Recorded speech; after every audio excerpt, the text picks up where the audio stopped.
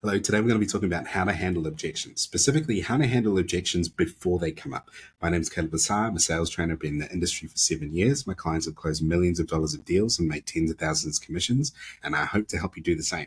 So let's talk about a concept called reverse qualification. So reverse qualification is the art of getting rid of the objection before it arises, or getting your prospect to eliminate the objection before it becomes a problem. And so the way that we do this is a series of events that need to happen. Is there needs to be a high degree of rapport, which we'll cover in another video of how to do that, probably the next video after this actually. We also need to get to wear the consultant frame. So we need to be the person who is more focused on establishing the facts and what's going on and what somebody is experiencing and where they want to go. Understanding a concept called cognitive dissonance, which we've done another video on, which will probably be up above us. So make sure you go check that one out too. And our goal here is to get them to eliminate the objection before it arises. So the best way to do this is through something called reverse qualification. Reverse qualification in its most simple form is a question asked about the objection that gets the prospect to eliminate it before it becomes a problem. So I'll give you my two favorite ones that I do in every single call. The first one is to eliminate time, and the second one's to eliminate competition. And so the way that we eliminate time is we say something along the lines of, why now? So blah, blah, blah. Hello, Mr. Prospect. Let's say that you've come to me, you've talked about you wanted to get sales, and we've gotten to the point where we're now starting to close the situation. And so I would say to you, hey, Bob, Greg, John, Paula, Beatrice, whoever's watching, why would now be the right time to move forward with this? And so just notice the tonality here.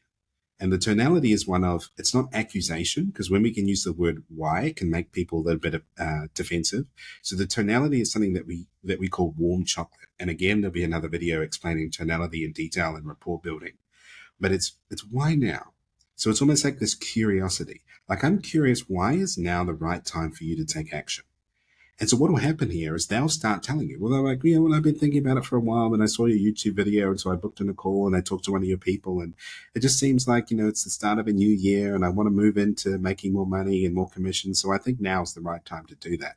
Fantastic, right? This is exactly what we want them to do.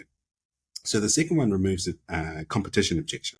And so the competition objection is, so why me? And again, we have a tonality of curiosity. So I'll give you an example of the wrong tonality. Why me?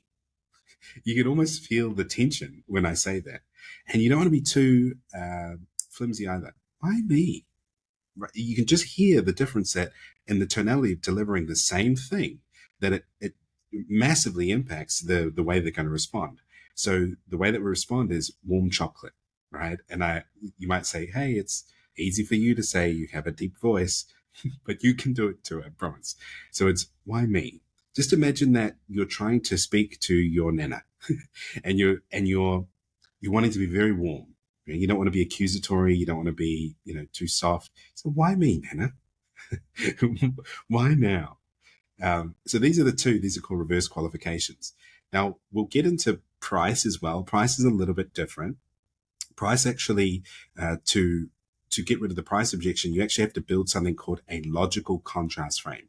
Now, this probably should be its own video, so we're just going to dive into it anyway because I've already said it. So a logical contrast frame, what I want you to imagine is, think about the last thing that you brought.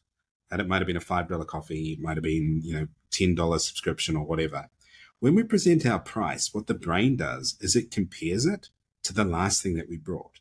So if your goods and service is $5,000, $10,000, $20,000, whatever, and the last thing that the prospect bought was a $5 coffee, then it's got to seem expensive, right? Because they're going $20,000 versus the contrast of $5. That's a big number, right? And when this happens, this is purely unconscious. And we can change this in our prospect's mind by building a logical contrast frame or giving them a different number to contrast it against. Now, the easiest way to do this is obviously in the business opportunity space. And let's say, for example, that you're a salesperson who wants to increase your commission. And I would say something along the lines of, okay, so how much are you making per deal? What's your commission per deal? You could say like $1,000, $500. Okay. And how many deals are you looking to make a month? You say, well, I want to do 10. I want to get to $5,000 a month. I'm like, okay, interesting. Do you know how much that would be a year? How much it would add to your yearly revenue? You would say, okay, 5 times 12 is $60,000. Okay, cool. That's good to know, isn't it? And so what we've done there is we've established what's called a contrast frame. So when and if we present a product that's, say, $5,000 against the $60,000 in commission, the brain is comparing it to the last number that it knows. And so it's no longer super scary, or it's no longer super out of context. And so this is how we start pre-handling the price objection before it arises. I trust this is valuable. We'll see you in the next video.